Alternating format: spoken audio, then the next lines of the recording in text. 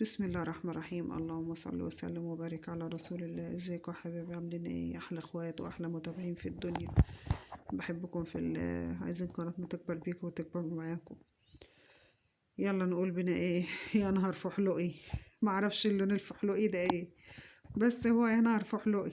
الطماطم عملتها فينا وغليت.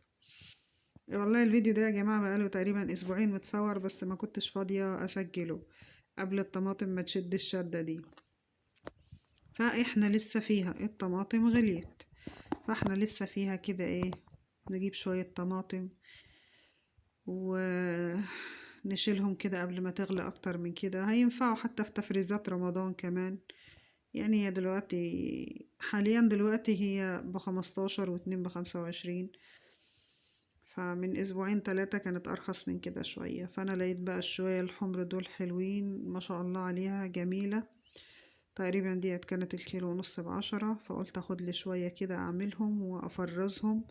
هينفعوا رمضان وهينفعوا قبل رمضان كمان. انا كده كده والله الحمد لله، يعني خير ربنا مالي بيتي والحمد لله. بنحمد ربنا. عندي طماطم في الفريزر مفرزاها، بس لما بلاقي شوية حمر كده حلوين بروح جايباهم بعملهم بنفس الطريقة دي. فطبعا الطماطم بدأت تشد وبدأت تغلى، فهنلحق نفسنا كده ان شاء الله. انا جالي برد وانا بسجل الفيديو كده، حسيت ان انا جالي برد، وحتى كل شويه كنت بفصل في الفيديو عشان بعطس. فالحمد لله الجو الايام دي مش مظبوط نهائي. طبعا بقى ايه، همسك الطماطم كده اغسلها حلو وانضفها كده زي ما انتوا شايفين. او فيها مثلا بشيل القمة بتاعتها، فيها حتة مش عجباني بتاع. هي الطماطم حلوة، انا ما بجيبش طماطم بايظة يا جماعة ولا اي حاجة. طماطم ما شاء الله عليها اهي. بفتحها فتحة كده صغيرة بالسكينة زي ما انتوا شايفينها كده. خلصتها بقى هروح بيها ايه على البوتاجاز. هي دي طريقة التفريز المعتمدة بتاعتي. والله يا جماعة حتى لو جايبة 2 كيلو طماطم بحب اعملهم كده، اتعودت اعملها كده. بحط بقى شوية مية صغيرين كده، يعني كوباية نص كوباية مية صغيرة، بفضيها عليها واغطيها لحد ما تنزل المية بتاعتها. شايفين انا ما حطيتلهاش يعني تقريبا نص كوباية مية صغيرة، وكل المية دي هي اللي منزلة. غطيها بس في ثواني هتلاقيها جابت المية بتاعتها دي كلها، المية الصفرة دي. طبعا هي مش باينة اوي في البخار، فدلوقتي هوريها لكم. انا معتمدة الطريقة دي، بقول لكم لو جايبة 2 كيلو طماطم بعملها كده، بسلوها كده واعملها بنفس الطريقة.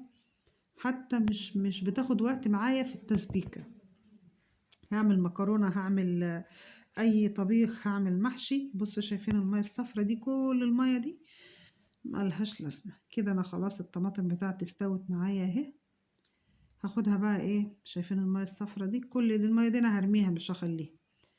طبعا هنا فضيتها بقى في مصفاية وهسيبها كده تبرد وتصفي المية اللي فيها دي كلها تاني، ونرجع نشوف هنعمل فيها ايه. يعني ما شاء الله عليه. كده بعد ما خلصنا الطماطم بتاعتنا، نزلت المية اللي فاضلة فيها، نزلت شوية المية دول كمان كده. هنعمل ايه بقى؟ هنكيسها.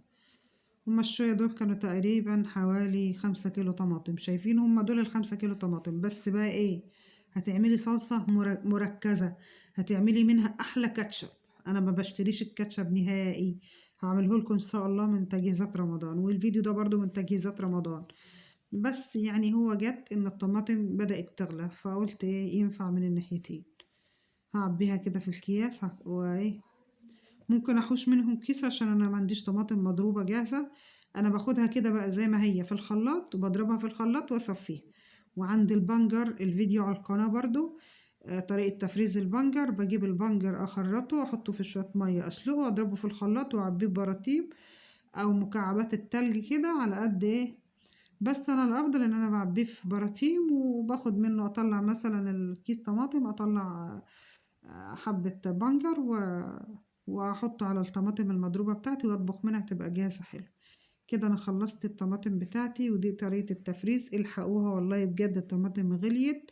يعني لو لقيت شوية حلوين حمر كده هاتيهم، ما تستخسرهمش. لسه الطماطم بتشد في فصل الزرع ده. ده الفيديو بتاعنا النهارده. يعني انا ما كانش في دماغي ان انا اصوره، بس فعلا انا حسيت ان الطماطم هتبدا تغلى، فعلشان كده قلت ايه اصوره لحبايبي ومتابعين. انا مش اول مره انزل طماطم على القناه، بس بحب افيد الناس بيها وبطريقتها، ونعيد ونزيد. يا جماعه خزنوا الحاجه عشان تبقى موجوده عندكم لما تبقى غاليه. يا رب الفيديو البسيط بتاعنا يكون عجبكم، وبتمنى تشتركوا في القناه، بتمنى كومنت حلو، بتمنى ما تنسوش اللايك. بحبكم في الله، احلى اخوات واحلى متابعين في الدنيا. تصبحوا على احلى خير وعلى الف خير.